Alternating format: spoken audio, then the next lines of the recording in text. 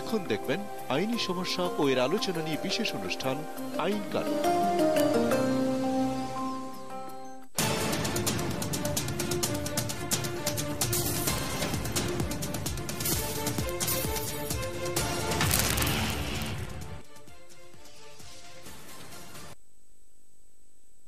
সুপ্রিয় দর্শক, আপনাদের সবাইকে স্বাগত জানাচ্ছি আইন কানুনে। আমাদের আজকের যে বিষয়টি সেটি আমাদের সবার দৈনন্দিন জীবনের সাথে খুবই রিলেটেড। সেটি হচ্ছে উত্তরাধিকার, স্পেশালি মুসলিম আইনের জন্য। আর এই বিষয়ে আজকে আমাদের সাথে আলোচনা করার জন্য রয়েছেন ঢাকা বিশ্ববিদ্যালয়ের আইন বিভাগের সহযোগী অধ্যাপক ডক্টর মোহাম্মদ ইকরামুল হক। আপনাকে স্বাগতম। আপনাকে ধন্যবাদ। আচ্ছা স্যার, আমরা একদম সরাসরি চলে যাই আমাদের প্রোগ্রামের মধ্যেই। আমাদেরকে চিঠি লিখেছেন অনেকেই। তার মধ্যে প্রথম চিঠিটি এসছে মুসলিউদ্দিন সাইফের কাছ থেকে। তিনি জানতে চাইছেন যে কোনো সন্তানের জন্মের আগেই যদি তার বাবা মার ডিভোর্স হয়ে যায় তাহলে সেই সন্তান তার বাবার কোন সম্পত্তি পাবে? আচ্ছা, কোনো সন্তান জন্মের আগে যদি ডিভোর্স হয়ে যায় তাতে করে সন্তানের সম্পত্তির অধিকারের উপর কোনো ধরনের প্রভাব পড়বে না, এবং সে সন্তান তার বাবার সম্পত্তিও পাবে, সন্তান তার মার সম্পত্তিও পাবে। কারণ হচ্ছে যে একটা মজার ব্যাপার হচ্ছে যে ডিভোর্স হচ্ছে, ডিভোর্স কিন্তু হাজবেন্ড ওয়াইফের মধ্যে হচ্ছে, কিন্তু সন্তানের সাথে কোনো ডিভোর্স হচ্ছে না। তো ওটার সাথে একটা ছোট্ট রিলেটেড ইস্যুতে আমরা চলে যাই। তাহলে সৎ ছেলে মেয়ে, অর্থাৎ তার ভাই যদি কোনো সৎ ভাই বা সৎ বোন বা যদি আসে তাহলে তারা কিভাবে পাবে? আচ্ছা, সৎ ছেলে মেয়ে হচ্ছে যে আমি আরো একটু ডিটেইলে যাই যে বিবাহের পূর্বেই যদি সৎ ছেলে থাকে তাহলে কি হবে, এবং পরবর্তীতে যদি সৎ ডিভোর্সের পরবর্তীতে যদি আবার হয় সৎ ভাই তাহলে কি হতে পারে? জি, তাহলে এখানে দুটো ব্যাপার। একটা হচ্ছে সৎ ছেলে মেয়ে। সৎ ছেলে মেয়েরা আসলে কখনো কোনো সম্পত্তি পায় না।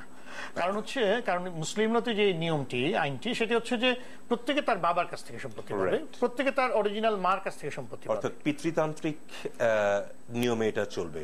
বাবার ব্লাড লাইন না, মার সম্পত্তিটা সে পাচ্ছে, বাবার সম্পত্তিও পাচ্ছে, কিন্তু যে বাবা না, সত্যিকারের বাবা না, তার মার হাজবেন্ডের সম্পত্তি সে পাবে না। আচ্ছা, বাবার ওয়াইফের কাছ থেকে পাবে, বাবার ওয়াইফের সম্পত্তি পাবে না, মারটা পাবে। রাইট। আচ্ছা, এই সময় আমাদের একটা ফোন চলে এসেছে, আমরা ফোনটা নিয়ে নিই, তারপরে আবার আমাদের আলোচনা ব্যাক করছি। দর্শক, আপনার নামটি বলবেন, কোথা থেকে করছেন এবং আপনার প্রশ্নটি। হ্যালো। জি, হ্যালো হ্যালো হ্যালো জি বলুন। আমি বলছিলাম যে মুসলিম পারিবারিক আইন। আপনি কোথা থেকে করছেন, আপনার নামটি বলবেন। আমি সাতক্ষীরা থেকে বলছি, আতাহার আলী খান। জি, সাতক্ষীরা থেকে বলছেন, বলুন। মানে আমি মুসলিম পারিবারিক আইন সম্পর্কে একটু সামান্য কিছু জানতে চাচ্ছি। মানে এখানে মুসলিম পারিবারিক আইনে আছে যে যদি পুত্র সন্তান না থাকে, যদি কন্যা সন্তান থাকে, তাহলে তার মানে সেই মানে পিতা এবং মাতার সম্পত্তির ভাগ ভাই ভাইপোরা নাকি পায়। বুঝতে পারছি। প্রণয়ন করলো, কারা প্রণয়ন করলো, এটা কি কোরআন মোতাবেক? আচ্ছা, জি, থ্যাংক ইউ স্যার। এটা খুবই কন্টেনশিয়াস একটা ইস্যু, যেটা নিয়ে আমরা এর আগে কথা বলেছি। স্পেশালি যারা শুধু মেয়ের বাবা বা মেয়ের মা, যাদের ছেলে নাই, তাদের মনের মধ্যে একটি অত্যন্ত মানে সঙ্গত প্রশ্ন যে তারা মারা যাওয়ার পর তাদের সম্পত্তি কি শুধু মেয়েরা পাবে, এই ধরনের কোনো ব্যবস্থা আছে কিনা। বর্তমানে বাংলাদেশে যে মুসলিম আইনটি চলছে সেটি আসলে সুন্নি আইন, এবং সুন্নি আইন, প্রচলিত সুন্নি আইন অনুযায়ী একজনের যদি ছেলে না থাকে, শুধু মেয়ে থাকে, তাহলে মেয়েরা ম্যাক্সিমাম 2/3 পর্যন্ত সম্পত্তি পাবে। জি, 2/3 পর্যন্ত পাবে। এখন যদি ফর এক্সাম্পল একজন লোক মারা যান, তার ওয়াইফ থাকে, তাহলে ওয়াইফ 8/1 পাবেন। মেয়েরা সব মেয়েরা যতজন মেয়ে থাকুক সবাই মিলে 2/3, এবং মানে 3/2।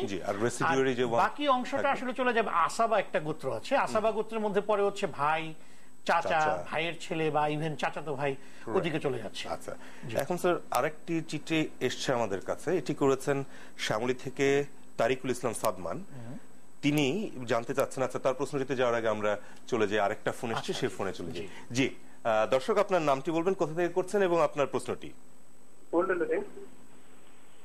হ্যালো। হ্যাঁ স্যার। জি স্যার, আমরা তো সরকার থেকে গেজেট দিচ্ছে যে আমাদের যেমন মা বাবা একটা ডিক্লারেশন হেফাজত হয়। এখন আমার সরকার একটা আইন পাস করেছে হিন্দু, বৌদ্ধ, খ্রিস্টান সবার জন্য প্রযোজ্য। তা আমাদের সাভার রেজিস্ট্রি অফিস বা আশেপাশে রেজিস্ট্রি অফিসে হইতেছে, কিন্তু অন্য একটা থানায় রেজিস্ট্রি করতেছে না তারা। এটার কারণটা স্যার আমি একটু যদি দয়া করে বলেন। আমি আসলে, আপনি কোথা থেকে করছেন? সাভার রেজিস্ট্রি অফিস থেকে বলছিলাম স্যার। হ্যালো। হ্যাঁ হ্যালো। জি, আপনি সাভার রেজিস্ট্রি অফিস থেকে জানতে চাইছেন যে গিফট যদি হয় বোধহয় আমি যেটুকু বুঝতে পারলাম যে গিফট হলে রেজিস্ট্রি করার কথা আমাদের রেজিস্ট্রেশন অ্যাক্টের মধ্যে বলা আছে। তিনি বলছেন যে মুসলিম ধর্মের ইসলামিক ইতে যে গিফট গুলো হচ্ছে সেগুলো করছে, হিন্দু ধর্মেরটা বা খ্রিস্টান ধর্মেরটা হচ্ছে না। তার কারণটা কি? আমি যেটুকু ওনার কথা বুঝতে পারলাম। আচ্ছা, উনি এখনো লাইন আছেন। আমি কি আপনার প্রশ্নটি ঠিক মতন বুঝতে পেরেছি?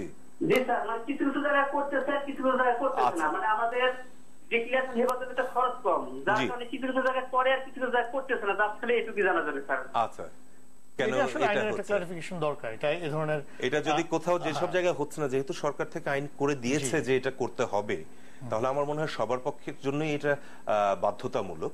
যদি না হয়ে থাকে তাহলে আপনি যেটি করতে পারেন সেটি হচ্ছে যে আপনার স্পেসিফিক যে হচ্ছে না সেটি আমাদের প্রযোজকের ঠিকানায়, যে ঠিকানাটি দেখানো হবে সেখানে অবশ্যই আমাদেরকে পাঠিয়ে দিতে পারবেন। এবং যদি পাঠিয়ে দেন তারপর আমরা এখানে ওই যে হেবাটাকে বেশি ফোকাস করা হয়েছে আগে থেকেই, এই কারণে সবাই ধরেই নিয়েছে যে শুধু দান শুধু মুসলিম আইনই হবে। আসলে তো সব আইনেই এটি সম্ভব। জি, আচ্ছা, আরেকটি ফোন চলে এসেছে, আমরা সেটিও নিয়ে নিই।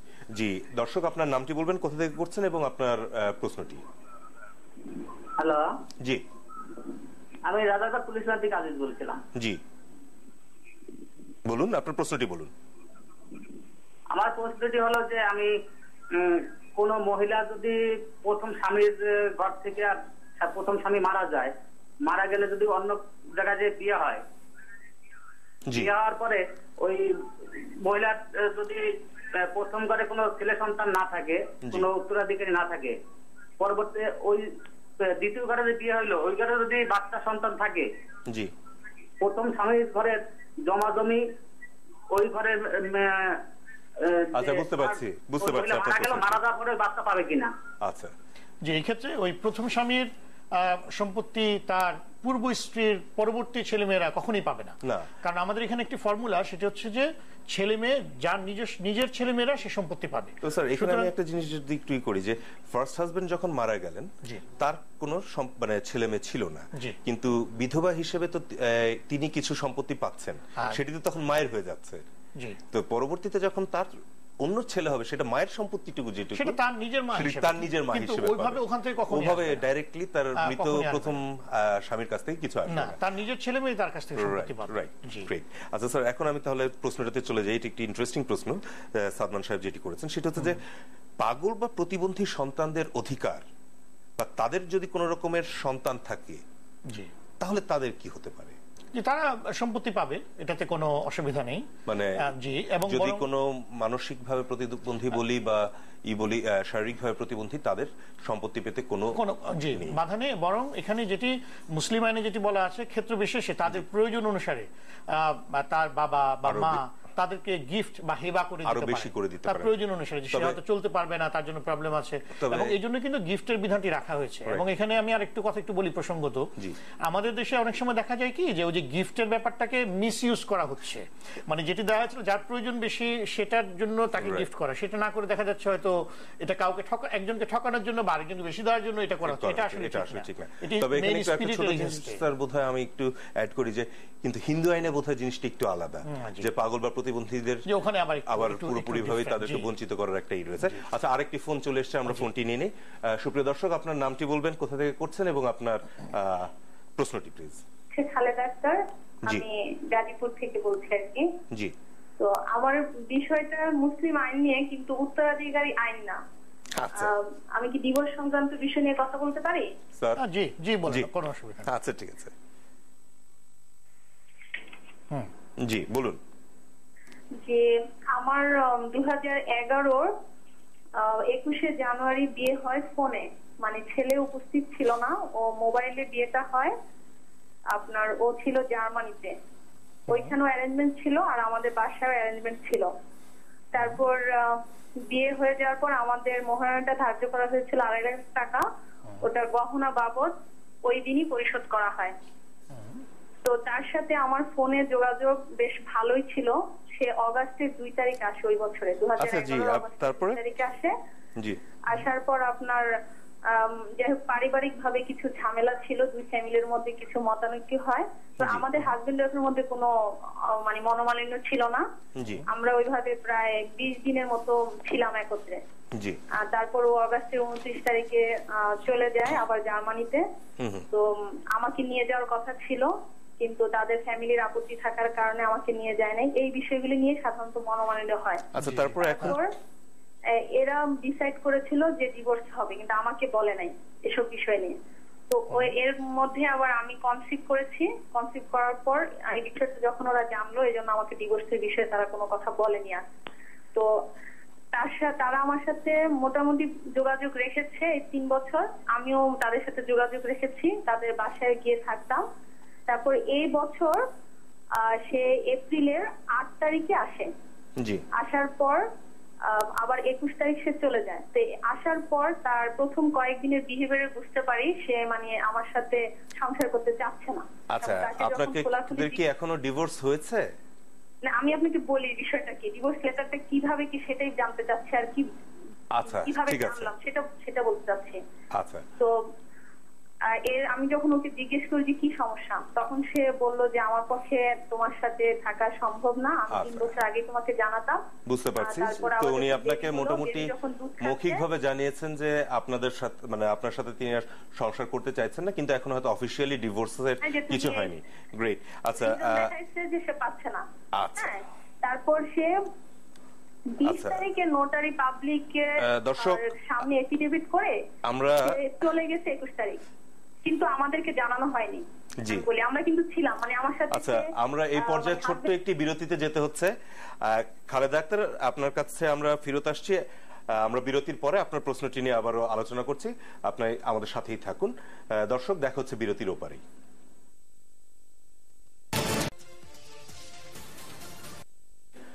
দর্শক, ফিরে এলাম আবার আইন কানুনে। আজকে আমরা আলোচনা করছি সম্পত্তি, উত্তরাধিকার, এই সকল বিষয় নিয়ে, এবং আমাদের সাথে রয়েছেন ডক্টর মোহাম্মদ ইকরামুল হক, আইন বিভাগের সহযোগী অধ্যাপক, ঢাকা বিশ্ববিদ্যালয়ের। বিরতির আগে প্রশ্ন এসেছিল খালেদা আক্তার গাজীপুর থেকে, তার ডিভোর্স নিয়ে তিনি আলোচনা করছিলেন। আমরা সে বিষয়ে উত্তর দেওয়ার আগে আরেকটি ফোন এসছে, সেটি নিয়ে নিই। জি দর্শক, আপনার নামটি বলবেন, কোথা থেকে করছেন, এবং আপনার প্রশ্নটি প্লিজ। আসসালামু আলাইকুম। ওয়ালাইকুম আসসালাম। আমি নাম বলতে অনিচ্ছুক। আমার প্রশ্নটি হলো, আমার ছেলে পুলিশে চাকরি করছে। জি। তার স্ত্রীর সাথে তার বনিবনা হচ্ছে না কোনোভাবেই। জি। তাই ছেলে স্ত্রীকে এসে তালাক দিতে চাচ্ছে। স্ত্রী তাকে হুমকি দিচ্ছে যে আমাকে তালাক দেওয়া যাবে না, আমাকে তালাক দিলে আমি তোমার চাকরি খেয়ে ফেলবো। এ ব্যাপারে আমার করণীয়টা আইন কি বলে, আমাকে একটু বলবেন কি? আচ্ছা, জি, আমরা আপনার উত্তর দিচ্ছি। অ্যাকচুয়ালি আমরা একই সাথে স্যার তাহলে বোধহয় দুটোরই ব্যাপারে বলতে পারবো। জি। আসলে তালাক সংক্রান্ত বাংলাদেশের আইনটি অত্যন্ত পরিষ্কার, যে কেউ যদি তালাক দিতে চায়, স্বামী বা স্ত্রী, তাহলে তালাকটা দিবে এবং ওই তালাকের একটি নোটিশের একটি কপি স্ত্রী বা স্বামী একজন আরেকজনকে পাঠাবে, এবং একটি কপি পাঠাবে বা ইউনিয়ন পরিষদ বা সিটি কর্পোরেশনের মধ্যে থাকলে সিটি কর্পোরেশনের মেয়র বা ইউনিয়ন পরিষদের চেয়ারম্যানের কাছে ওইটার কপি পাঠাবে।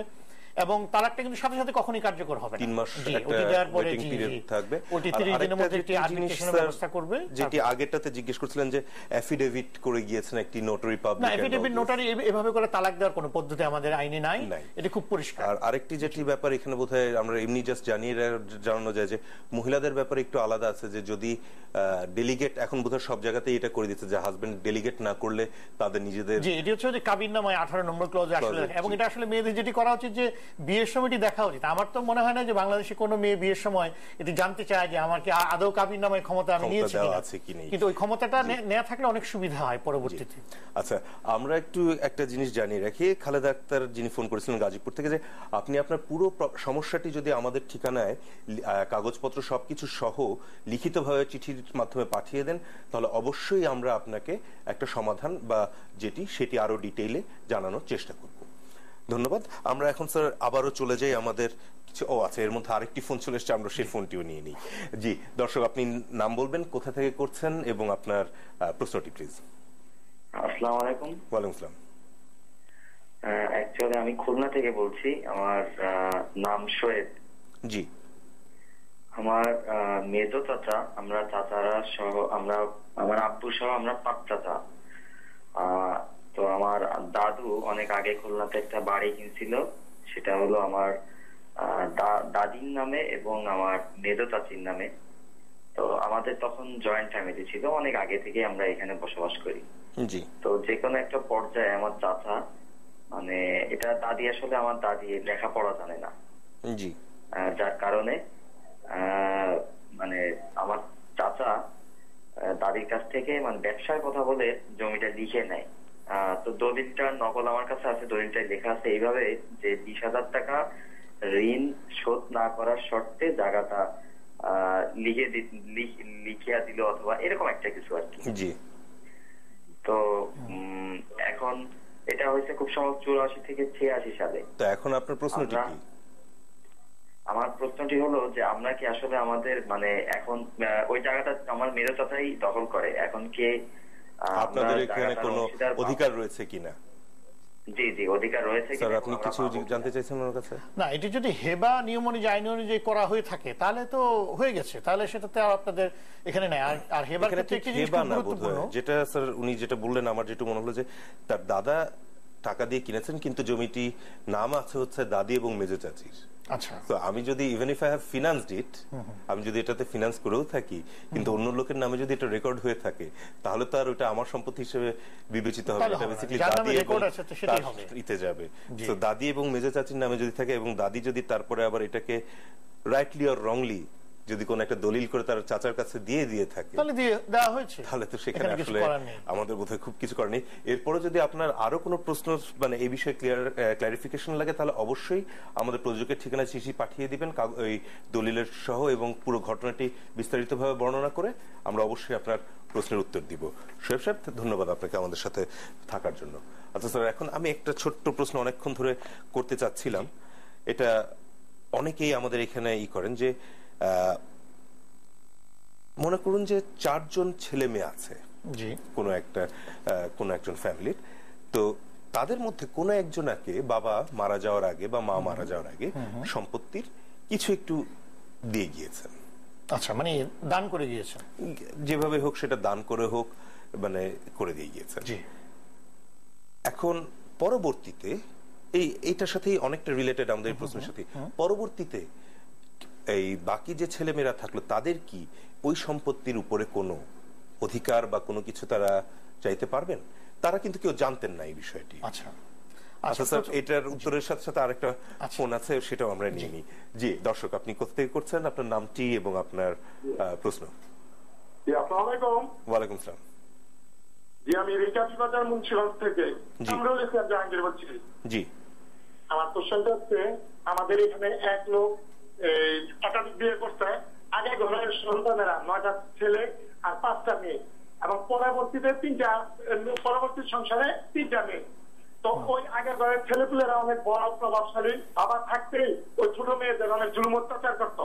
এই জন্য ছোট মেয়েদের কিছু সম্পত্তি বাবা লিখে দিতে চাইছে, কিন্তু বাবারা লিখে দিতে দেয় নাই, মারামারি বাবারে মারপিট করছে।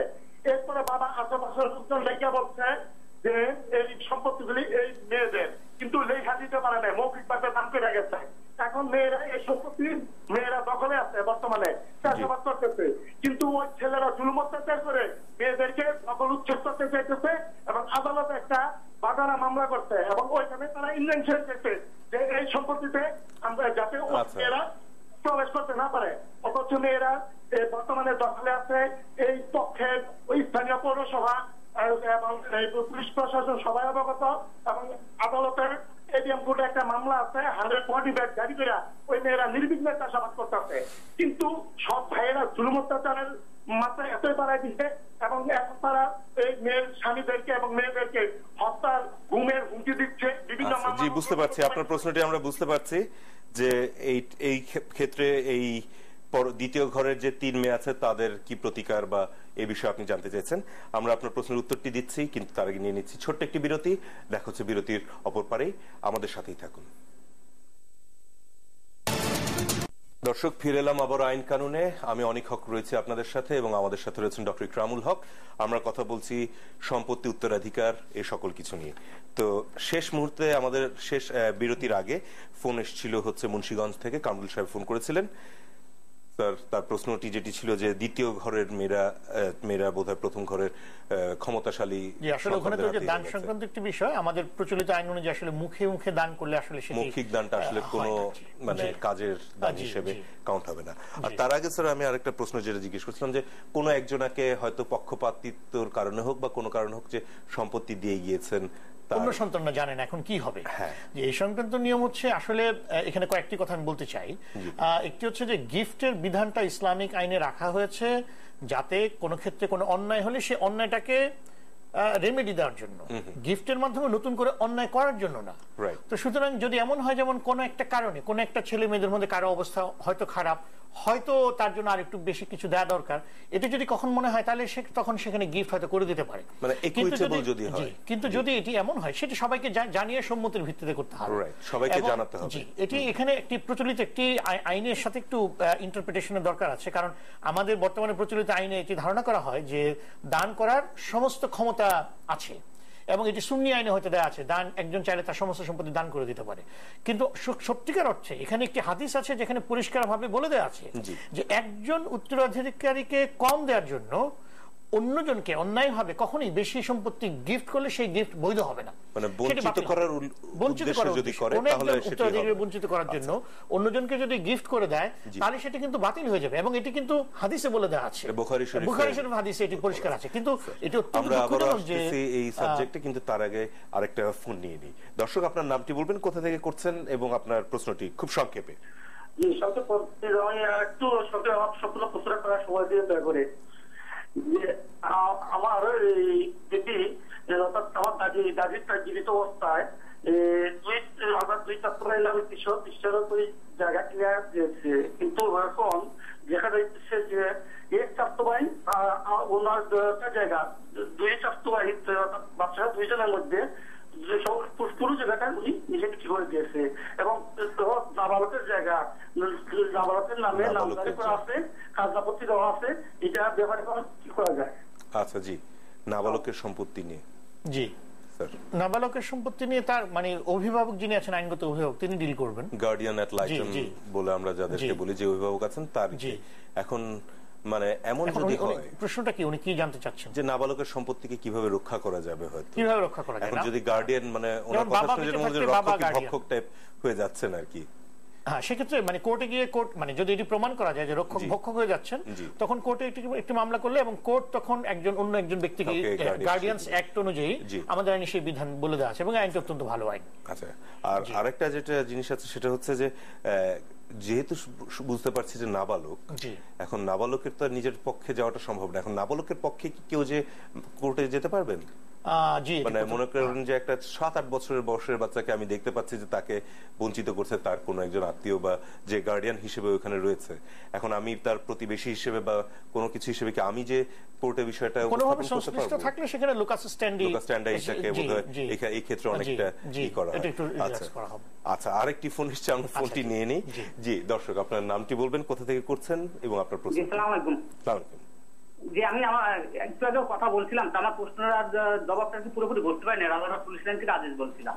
জি, রাজারবাগ পুলিশ লাইন থেকে আজিজ সাহেব করেছিলেন যে প্রথম হাজবেন্ড যদি মারা যেয়ে থাকে এবং সেখানে যদি কোনো বাচ্চা না থাকে তাহলে সেকেন্ড হাজবেন্ডের ইতে প্রথম স্বামীর ঘরে যে সম্পত্তিটা কে ভোগ দখল করবে?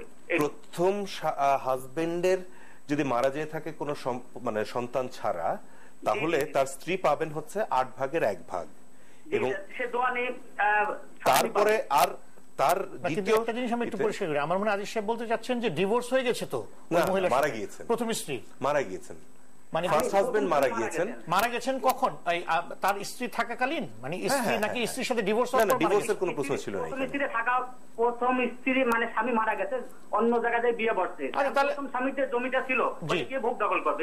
তাহলে স্বামীর একটা যেহেতু কোনো ছেলে মেয়ে নাই, সুতরাং 4-এর 1 পাবেন হচ্ছে স্ত্রী। হ্যাঁ, তাহলে 4-এর 1 স্ত্রী পাবেন এবং ওই আগের স্বামীর যারা ভাইরা আছেন বাকি সমস্ত সম্পত্তি পেয়ে যাবেন। তার মা, আমি বলতে মা থাকলে তার মা পাবেন, হ্যাঁ তার ভাই বা তার বোনরা পাবে কিনা? অবশ্যই জি, ভাই বোন পাবে, মা থাকলে মা পাবেন। যারা আছে আপনি সবাই বললে আমি বলে দিতাম, যেমন যদি মা থাকে, ভাই বোন থাকে এবং স্ত্রী থাকেন, তাহলে স্ত্রী পাবেন হচ্ছে 4-এর 1, মা পাবেন হচ্ছে 6-এর 1 এবং ভাই বোনরা বাকি সম্পত্তিটা পেয়ে যাবেন। তার মানে এটা ওই 12 দিয়ে লসাগু করে আপনি অঙ্ক করে নিতে পারেন। আসলে আমরা একদম শেষ পর্যায়ে চলে এসেছি। আওয়াল সাহেব, আপনি যেটি করতে পারেন, আপনার পুরো জিনিসটি আমাদেরকে যদি চিঠির মাধ্যমে আমাদের প্রযোজকের ঠিকানায় পাঠিয়ে দিন, তাহলে অবশ্যই আমরা আপনার এটাতে সম্পূর্ণ হিসাব করে কে কি পেতে পারবে সেই জিনিসটি আপনাদেরকে জানিয়ে দিব। দর্শক, এবং স্যার দুজনের কাছেই ক্ষমা প্রার্থী যে আমরা একদম শেষ পর্যায়ে চলে এসেছি আমাদের অনুষ্ঠানের। আমরা আরো অনেক ফোন লাইনে আছে এবং আমরা আপনাদেরকে সবাইকে এটা অ্যাসিওর করছি যে আমরা এই একই সাবজেক্ট নিয়ে আবারও স্যারের সাথে সবাই মিলে আবারও আমরা আলোচনায় বসবো। তবে সামনের সপ্তাহে যে বিষয় নিয়ে আমরা আলোচনা করবো সেটি হচ্ছে বাড়িওয়ালা বনাম ভাড়াটে, অর্থাৎ ভাড়া সমস্যা নিয়ে যত আইন রয়েছে সেগুলি নিয়ে। সেই অনুষ্ঠান দেখার জন্য আমন্ত্রণ রইল আপনাদের, এবং আপনারা আপনাদের সকল সমস্যা আমাদেরকে চিঠির মাধ্যমে জানিয়ে দিতে পারবেন। এবং দেখা হচ্ছে সামনের সপ্তাহে আবারও জিটিভিতে এই সময় আইন কানুনে। ধন্যবাদ।